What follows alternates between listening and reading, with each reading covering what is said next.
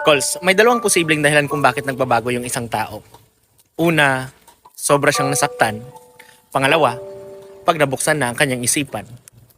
Sobra siyang nasaktan siguro dahil bigla siyang iniwan, pinagpalit siya, ginawa niya yung lahat pero sa huli hindi siya ipinaglaban, o sadyang hindi lang talaga nag-workout. Nabuksan yung kanyang isipan dahil sa haba-haba ng panahong umaasa siyang magbabago yung tao, nagising na lang siya isang araw na hindi niya pala kayang baguhin yung taong kasama niya. Nabuksan na yung kanyang isipan dahil napagtanto niyang siya lang pala yung lumalaban. Siya lang pala yung gumagawa ng paraan para maayos ulit.